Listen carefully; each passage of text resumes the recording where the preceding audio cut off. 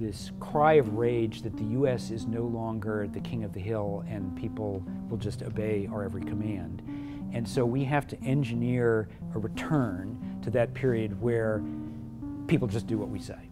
And so we instigate trade conflicts not because we want to negotiate better deals, but because we want to punish other people and we want to weaken them. And I don't raise that lightly. I think it's very clear that there are certain close advisors of the president who have basically that view of the world. And they don't care how much collateral damage occurs along the way, as long as the end result is that the U.S. is restored to this position of unrivaled power and influence. So yeah, I was somewhat distressed to hear that you're going to have a J.D. Vance coming to talk to you in a few weeks, because I think he has a much more sort of compelling personal narrative to present. I have a territory that can be sometimes a little bit dry because it's economics, but I was chatting beforehand at one of the tables, and one of the members here asked me if I was going to be diplomatic or straight. I hesitated, but said I was, in the end, that I decided to be straight. So I will try to give you some straight-up views and not shy away from controversy. And clearly the topic at hand is one that is, I think, where there are a lot of pretty strong views on different sides.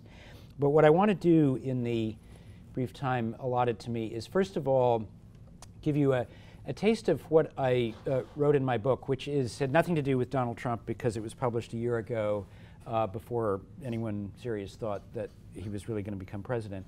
And it's an effort just to explain how China got to where it is today. Because when I first went to China in 1985, it was a place that had a lot of vitality and was moving, but it was incredibly poor, and it was essentially irrelevant to the wider considerations of the international community. And even when I went back there in 2002 and set up Dragonomics, my consulting firm, China had grown a lot and it was very successful, but it was still very much on the fringes of the international conversation. And by the time of the global financial crisis in 2008, it was front and center of everything. So in a very short period of time, China went from being this remote, somewhat exotic, pretty impoverished backwater to being an absolutely central fact of the world that it's really impossible to ignore regardless of what your field is. So the question is, how did it get there? What was the process of that transformation? And so what I tried to do was distill 20-odd years of professional work in China into a guide that would be comprehensible to people who do not have an economics degree, which includes myself. I never took Ec 10 at Harvard. I never took an economics course. So everything that I've learned about China and how its economy works is just been the result of my own personal observations over the years, and a lot of conversations with people who are much smarter and better informed than I am. So I'm going to sketch out for you, first of all, that story of how China went from backwater to really a central part of the global economy.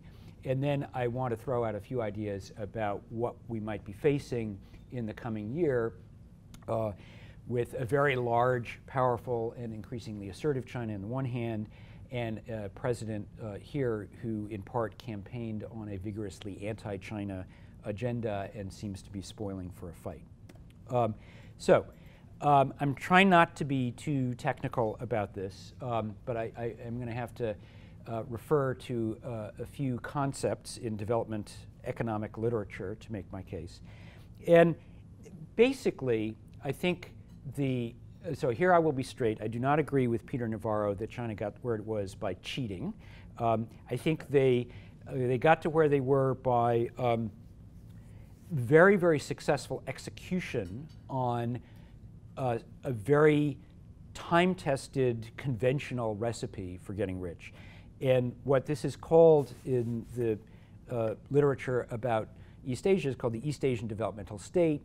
This is a term that was coined in the 1980s to describe the pattern of development that was followed by Japan after World War II, subsequently South Korea and Taiwan, And the elements of this are pretty simple. You do agricultural reform, which returns land to the tiller and makes sure that you have no big estates, because when you have abundant labor, you get a lot more productivity out of the land if it's held essentially by family farms. This creates surplus income. The state grabs this surplus income in a banking system that it influences or controls, plows that surplus into investments in infrastructure and education and transport, and supports export-oriented manufacturing. This is a recipe that worked terrifically well for Japan, for Korea, and Taiwan. These are really the only countries in the post-World War II environment that went from lower middle or lower income status to high income status, with the exception of a few other countries sort of in the periphery of Europe that were able to piggyback off of European development. So this is a time-tested model. And the other thing that is not frequently recognized is that this model actually was not developed in Asia. It was developed in essence by a guy that you may have heard of called Alexander Hamilton, who, in addition to being the subject of a very popular and entirely inaccessible musical, was the founder of American industrial policy in the 1790s, and came up with the notion that you wanted to have, you basically wanted to organize an economy based on export-oriented manufacturing, and you needed to have tariffs to protect these infant industries, and you needed to have government act as a catalytic agent to spread enabling infrastructure that would promote the growth of manufacturing. Later, so this became known in the early part of the 19th century as the American system. It was founded by Hamilton and then picked up by other people like Henry Clay and successive presidents. When the Germans in the middle of the 19th century were trying to figure out how do we get rich, England and France have industrialized, we're far behind, how do we do this? There was a German economist called Friedrich List who went to the United States, studied what we were doing and said, this is what we should do. He brought it back to Germany, and essentially the industrial development program that Bismarck implemented with great success in the late 19th century was heavily influenced by an understanding of how the U.S. had moved from sort of a marginal agrarian economy to a manufacturing powerhouse. And then when the Japanese, after 1868, got rid of their shoguns and sent people around the world to figure out, okay, how do we get rich like Europe, and how do we get powerful? They looked at Bismarck's Germany and they said, this is it. This is how we do it. So they basically copied an enormous amount of what was going on in Germany, including the political system, brought it to Japan, and that was the basis of the pre-war Japanese industrial development, which then led into the post-war industrial development. If you go to Korea today, you will find the books of Friedrich List, which are hard to obtain in American bookstores. These are routinely available. So this concept of state-led industrial development that's built around export-oriented manufacturing is something that was, in essence, created here. We gave it to the rest of the world, and now maybe it's coming back to bite us a little bit. So that, in essence, is what China did. When China emerged out of communist lethargy after the death of Mao Zedong in the late 1970s, and Deng Xiaoping was basically doing the same thing that the Japanese Meiji reformers were doing a century earlier, sending people around the world saying, we're really poor and backward, how do we get rich like these other guys? They looked around in their neighborhood and they said, the Japanese and the Koreans and the Taiwanese, they have a pretty good model, and so we will copy that.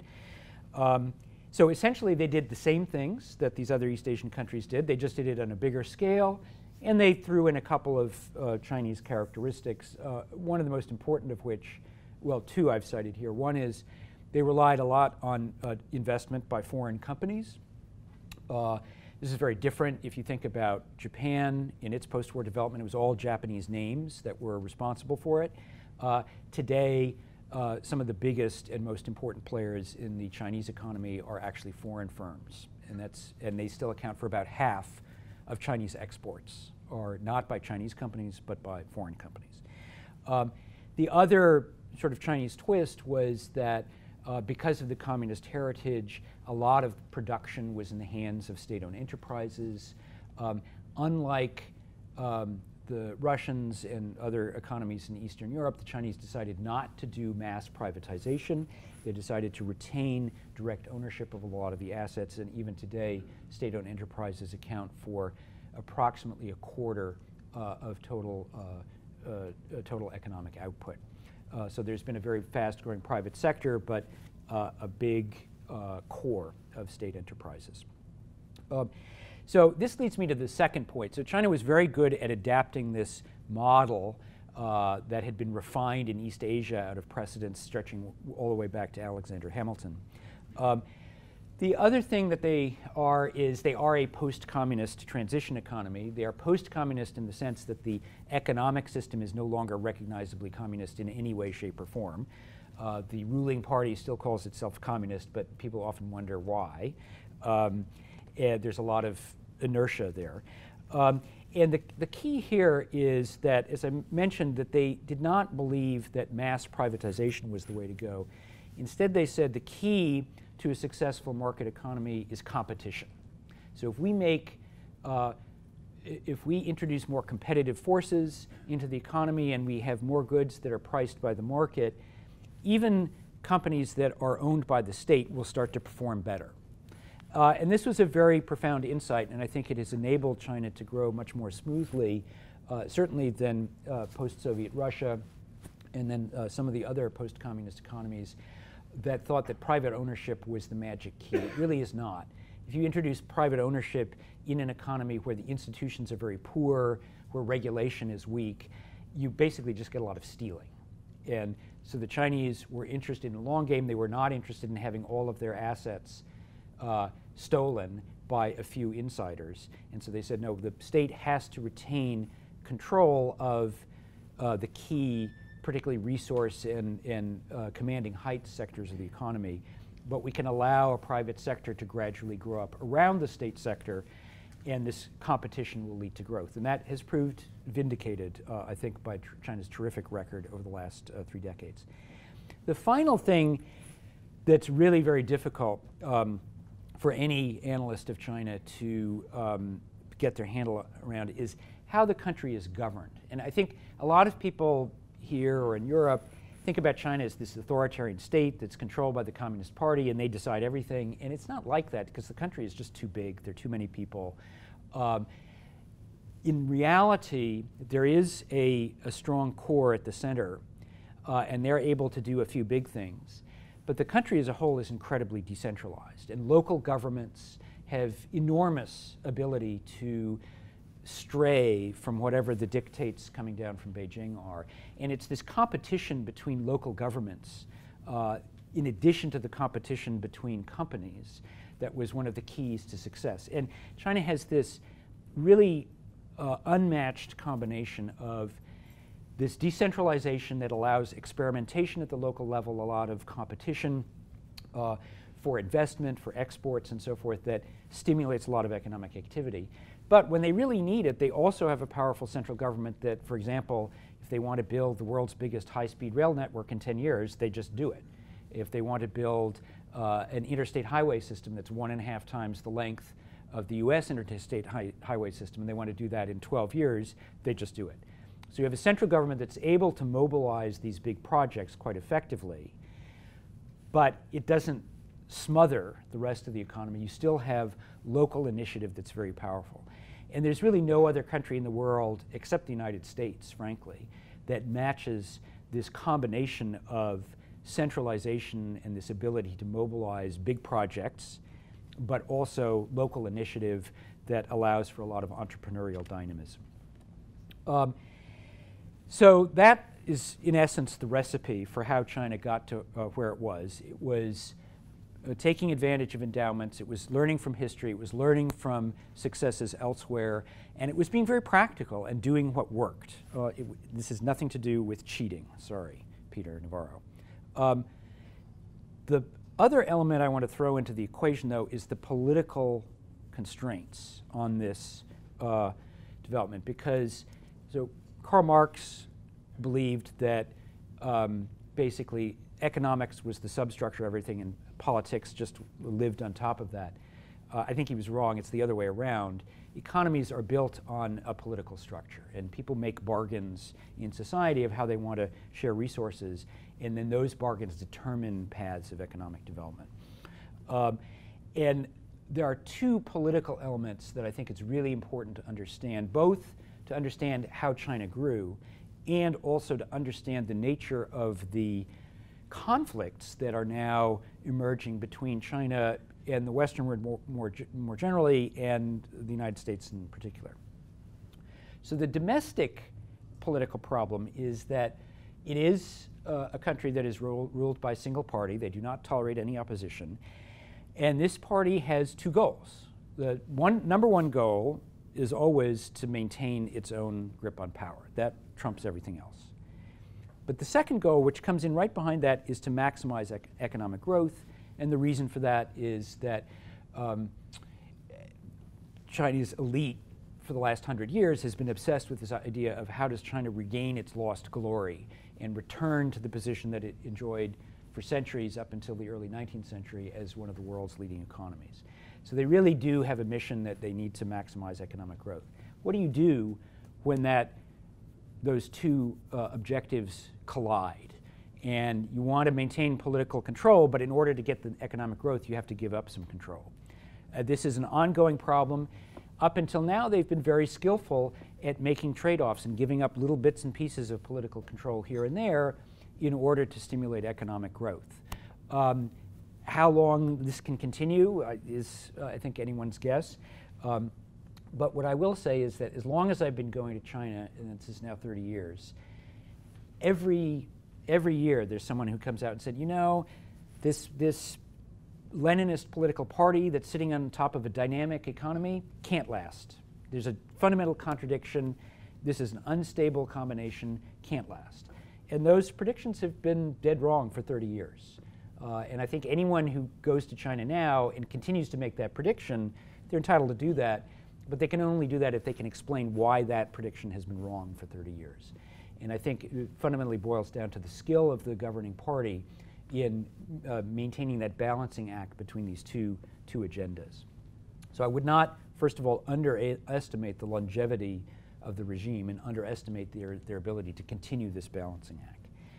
The second point is a very simple one, and this is really the big difference between China and the other East Asian developing states. The other post-war East Asian countries, Japan, South Korea, Taiwan, all operated as allies of the United States and lived under the U.S. security umbrella. And two of them are formal treaty allies, and Taiwan is kind of an informal treaty ally. China is not. China is its own geopolitical actor. They have to take care of their own security.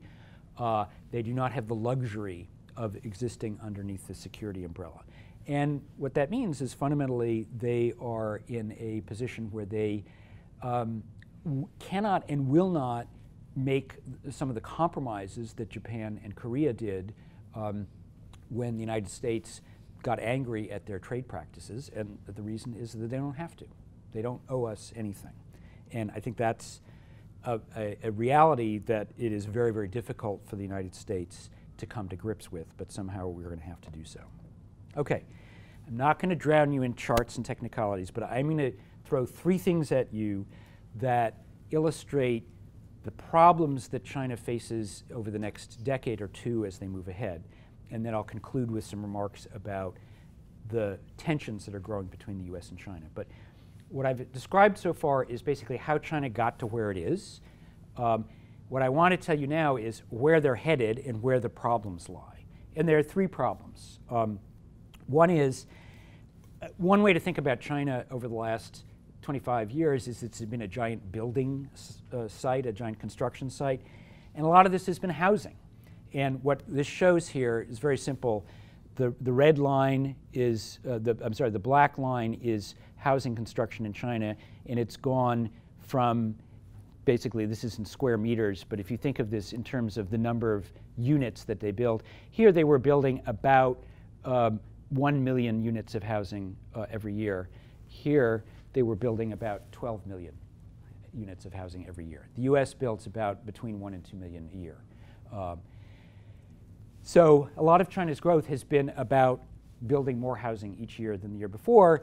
And if we model population growth and urbanization and all of these other things, what we see is almost certainly over the next decade, that growth is going to come to an end. It probably already has, and it's going to have to decline by about 10% over the next year.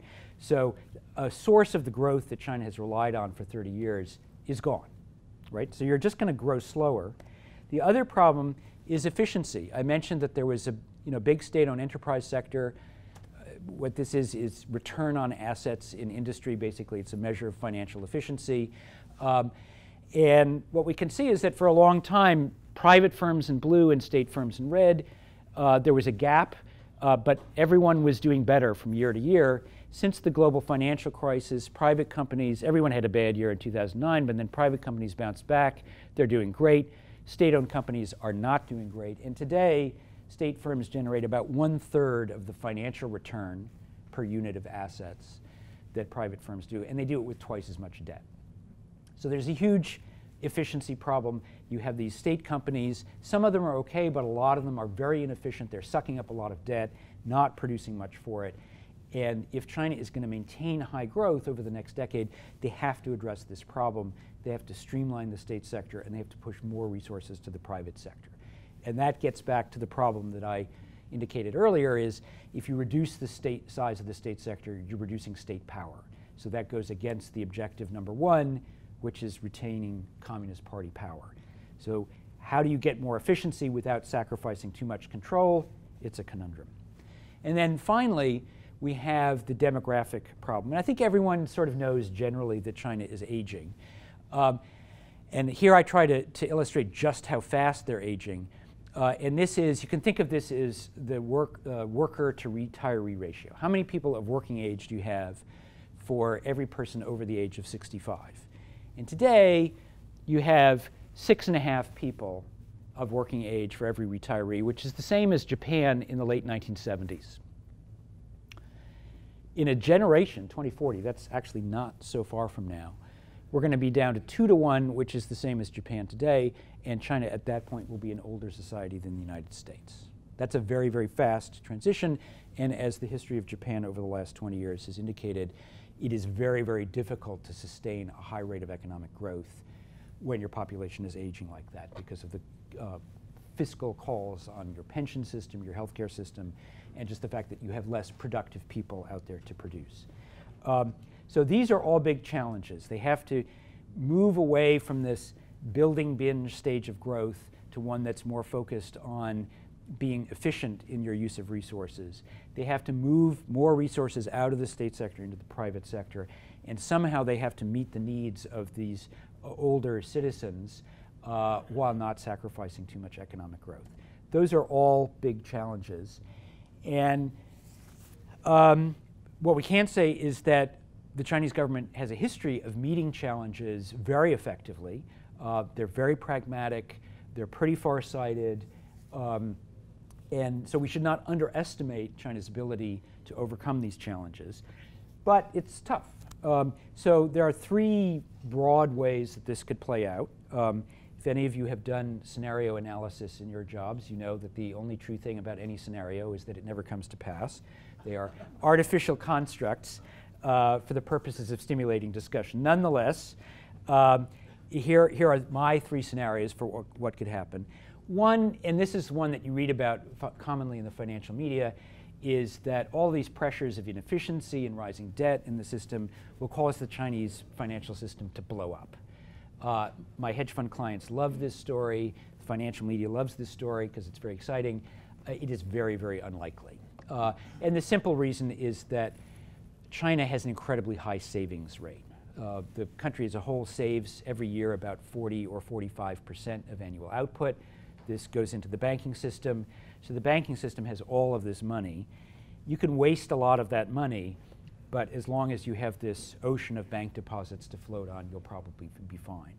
So there are definitely problems in the financial system, but I don't think that the result of them will be, an Asian financial crisis type of blow up or something like that.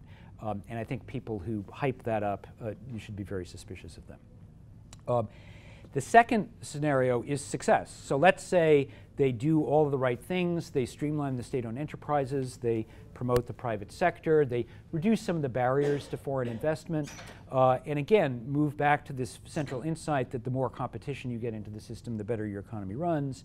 And if they do this balancing act of maintaining some state control over the key parts, but reforming where they can, you could see a few years from now a China that's still growing at around 5%, which is a very fast rate for an upper middle income country, without all of these financial pressures. And so they're growing in a much more healthy way. I think that would be good for China. I think it would be very challenging for the world because it means that China would be strong and self-confident and even more assertive than it's been in foreign affairs over the last several years. The third scenario is what I call Japan 2.0. And under this scenario, basically, the Communist Party runs out of the ability to make the balancing act between control and reform. And they say, yeah, reform's too hard. We're going to just maintain control, have a big state sector, and hope for the best. And I don't think this leads the financial system to blow up, but I think it does potentially create a situation where over a number of years, you slide into the same kind of stagnation that hit Japan in the 1990s, when again, they were hit with the need to reform and they couldn't quite do it. Okay, so let me, in the final 2 or 3 minutes, talk about China now having to face this big challenge of an American administration that seems to be very hostile to them. And actually, I'll skip that. That's a little bit too technical. This is really the key. What? No, I can get back to that. What I want to focus on is right now we have a situation where Donald Trump campaigned in part on a story that U.S. jobs and manufacturing mojo and economic growth had been stolen by places like China and Mexico and other countries that had negotiated essentially unfair trade agreements with the U.S., and they grew at our expense. And so now it is the job of the U.S. administration to roll back those problems, get U.S. companies to invest here, to reduce the trade deficit, and realign the economic balance between the U.S. and its trade partners. And this is a broader agenda than just China, but for the purposes of this talk, I'll frame this as a bilateral issue between the U.S. and China. And I think what is at the root of this, to be frank, to be straight and non-diplomatic, the economics of this makes no sense whatsoever. It's gibberish. It's bogus, right? And if anyone wants to contest that, we can do that in the Q&A, but it just does not add up. I think what is at the root of the Trump movement is this anxiety, which is both a populist and elite anxiety. The populist anxiety is that a lot of traditional parts of the U.S. economy, particularly in the manufacturing area, have been hollowed out, and a lot of the security of the traditional middle class is gone, and people have blamed this on trade, even though a lot of it, I think a lot more of it has to do with technological change. So there's an anxiety there that I think is very understandable, and in a sense that the fruits of what economic growth we've had over the last 25 years have not been distributed fairly. But on top of that, I think there is this nostalgia for a time where the United States sat on top of the world. We could basically tell everyone what to do. They had to do what we told them because we had unrivaled and almost unlimited military, political, and economic power. And we just don't have that anymore. And that's difficult to adjust to. And it's not because we've behaved foolishly, and it's not because other people were cheating. It's because the world has gotten bigger, and other countries like China have enjoyed much deserved economic success. And so there's a realignment of power dynamics. So I think after the collapse of the Soviet Union, there was, particularly in elite circles, there was this sort of triumphalist sense that the U.S. was the sole remaining superpower, and this granted us ability to do whatever we want. The consequences of that, in my opinion, were basically a series of foreign policy blunders. But at the same time, other countries, particularly China, but other Asian countries, were rising economically. And the United States just simply does not have the share of economic heft that it did in the decades after World War II. So the reality is that the U.S. has to recognize this and come to terms with a new global order where it is not so unequivocally the king of the hill. And the specific problem that they have to deal with is China, which is a large country, now the second biggest economy in the world, potentially within 10 or 15 years, a bigger economy than the United States. A country, as I mentioned, that takes care of its own security, so it's not pliable in the way that Japan was. And that has its own interests and is just basically not interested in simply following a U.S. agenda. And the U.S., in my view, just has to recognize this and figure out a way where China can exert more influence in Asia, commensurate with its economic strength, but in a way where the U.S. does not surrender any core interests, maintains a position as a balancing power in Asia, which is what most other Asian countries want. That's very tricky. I don't think the way that you do that is by launching a trade war against China. And I won't get into the details of this. I think if that's what we do, I think it's quite possible that we will wind up losing. Or if we win, in the sense it will be a Pyrrhic victory. I think if you're trying to look at this strategically and say, all right, we do have an issue. Economics can be a win-win situation, but security is a zero-sum game. How does the United States deal with a rising power like China? I think a more rational and measured view would be to say, look, yeah, we have this problem. On the other hand, as I've just outlined, China right now is very strong and has a lot of economic momentum, but they've got a lot of very serious economic problems coming down the pike, especially this demographic one. So if we look ahead 10, 15, 20 years, it's likely that China's underlying economic position will have deteriorated some degree. And if we run our country properly, we'll probably be in better shape. So the more sane strategy, it seems to me, would be to negotiate with China now, new set of security and economic agreements, probably a little bit more reciprocity on things like investment flows and so forth. But be patient, play a long game, because in the long run, I think the fundamentals of the U.S. system, as long as we don't wreck it ourselves, are stronger than the Chinese system. So we can be less anxious about this loss of prestige that we seem to be experiencing now, because if we project out in the long run, it's likely that we're going to be able to retain a very high proportion of the both economic and political strength that we have now, whereas for China, it's going to be a real challenge. And the problem that I see right now, to be blunt about it, is that I don't see that patience in Washington, either on the economic or the security front. I see a lot of emphasis on trying to force the issue, to get into a trade war basically just to prove that the U.S. is bigger and stronger than China, and not to take a more measured approach. And I think even if that doesn't lead to a shooting war, which it could, but is a low probability, even if it doesn't get that far, I think that the consequences of doing some of the things that have been suggested in terms of action against China will lead not only the U.S. and Chinese economies, but potentially the global economy into a pretty bad state of affairs for the next couple of years. So what I'm hopeful is that reason will prevail, that we'll take a more measured approach, and that somehow the U.S. and China will be able to negotiate their differences. But I think we all need to be aware of the possibility that something much, much worse could happen. So I think with that, I've overdone my time, and it's time for questions. Well, you've had a long time looking at China history, and we've had a long time looking at the United States.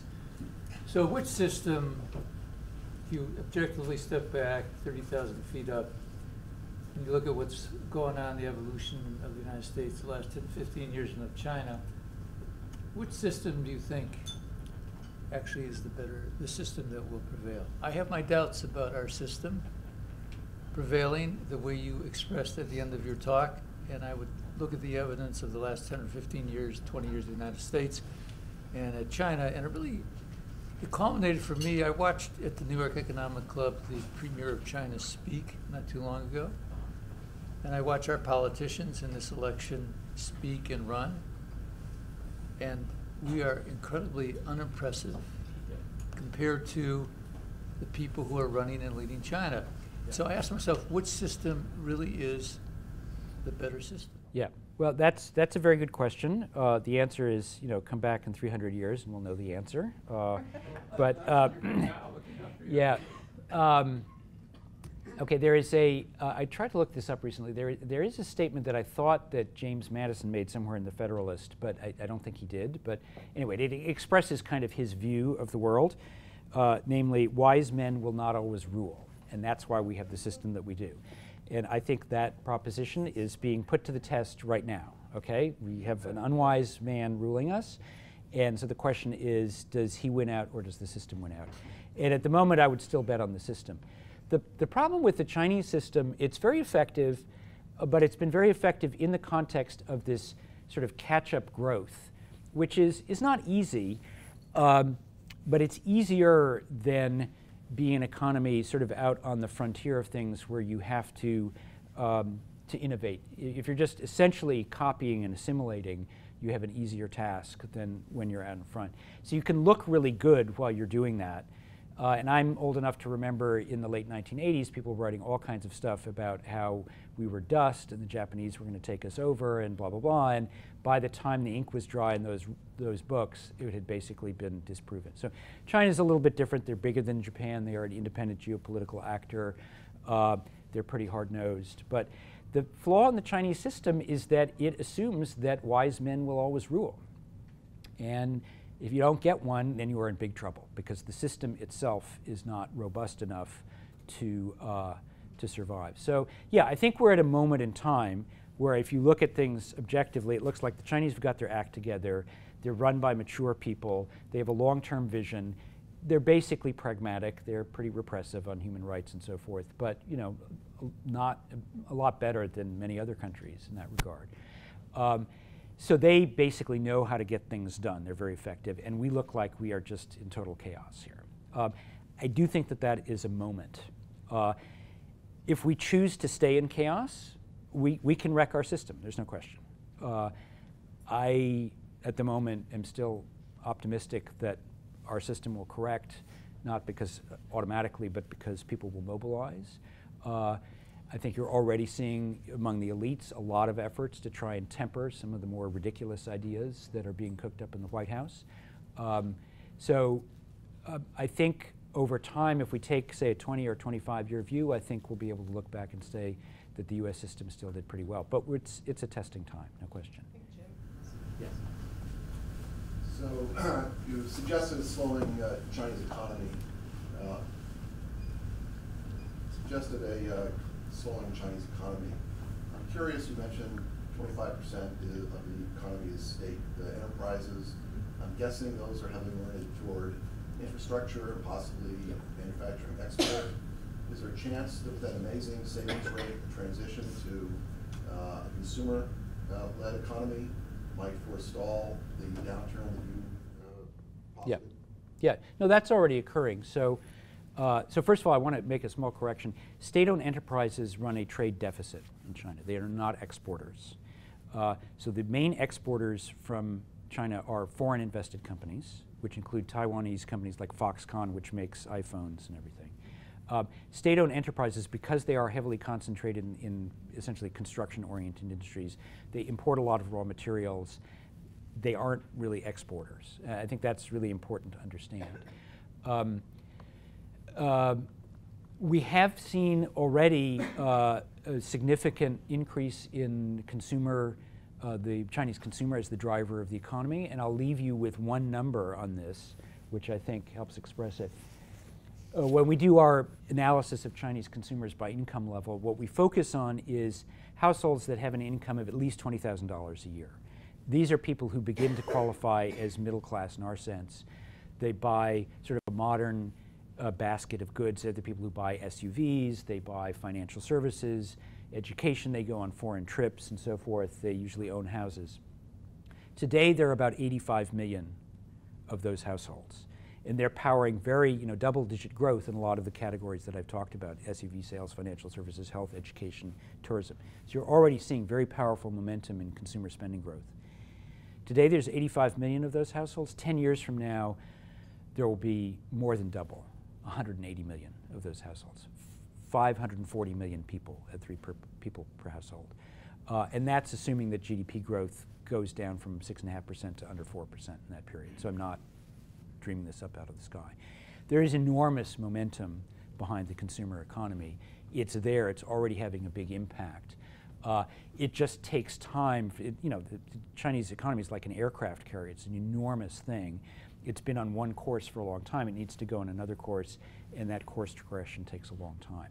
So it's not a done deal, but what you can say is that there's already an enormously powerful Chinese consuming class that is doing its own thing, that is almost certainly going to grow quite spectacularly over the next several years, and that will, under the good scenario, that's what happens. You reduce this state sector, this reliance on construction and infrastructure, and that consumer economy ultimately becomes big enough to push the whole ship along.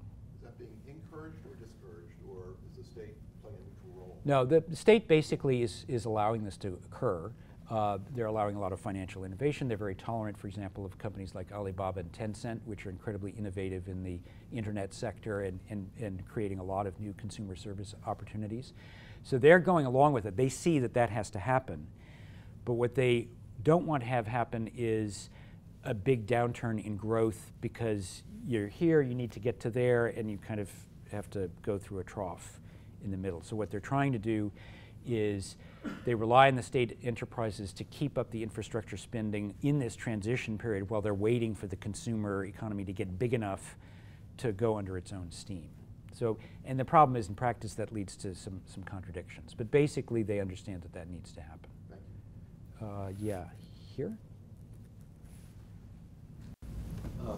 President Trump has, of course, gotten us out of the TPP. Yeah. And announced that he's going to substitute bilateral agreements, and in fact, all around the world, but in China specifically and in the Far East. Yeah. What do you see as the practical chances of success of that of those agreements in getting the level of influence and economic success that we desire? Zero. And I'll go further on that. I think the way that I think about this, and I don't have a complete answer on this, but there are two ways that you can interpret the emerging Trump trade and security strategy, but the trade strategy specifically. One is to say, okay, they're getting tough, they're making all these statements and so forth. And the idea is that it's a negotiating position. And the goal is to negotiate better deals and kind of incrementally improve the U.S. position. Okay, that's one possible interpretation. I think if you look at the way that global trade works and so forth, withdrawing from a high standard multilateral agreement and fantasizing that you can somehow do everything on a bilateral basis is not the way to go. But anyway, that's one possible interpretation, that this is an effort just to incrementally improve the U.S. position. The other possible interpretation is that it has nothing to do with negotiation, that it's all a fantasy of power, that what the Trump agenda is really about is this cry of rage that the U.S. is no longer the king of the hill and people will just obey our every command. And so we have to engineer a return to that period where people just do what we say. And so we instigate trade conflicts not because we want to negotiate better deals, but because we want to punish other people and we want to weaken them. And I don't raise that lightly. I think it's very clear that there are certain close advisors of the president who have basically that view of the world. And they don't care how much collateral damage occurs along the way, as long as the end result is that the U.S. is restored to this position of unrivaled power and influence. And if what we're seeing is the second strategy of just we are going to push hard so that we are number one, and basically that there's this zero-sum view of the economy, that if you gain, I must be losing, therefore I'm going to do whatever it needs for me to gain, even if that causes losses to you, then I think we are headed for some really bad times.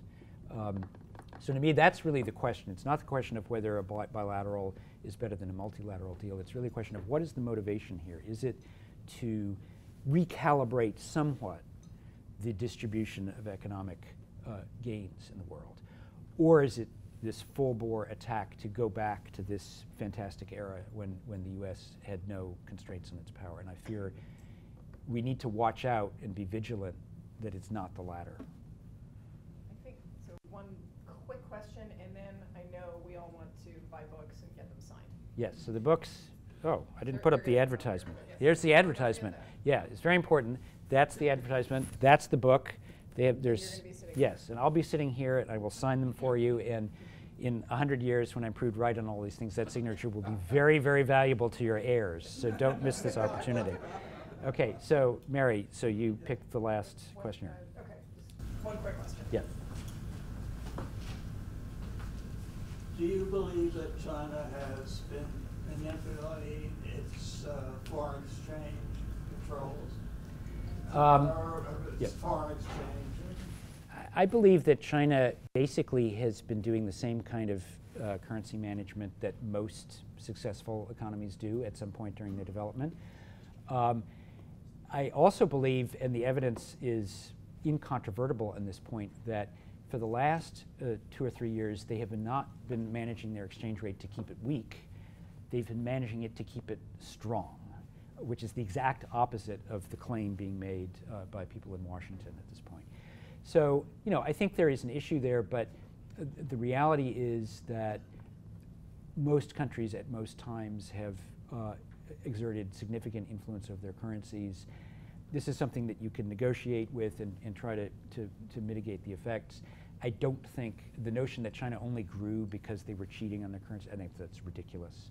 All you have to do is to go to China and see how hard people work and how entrepreneurial there is, and the enormous amount of creativity and dynamism that's been unleashed there. Basically, they succeeded because they have a very creative commercial culture, and then they had a government that was willing to step out of the way and let it rip.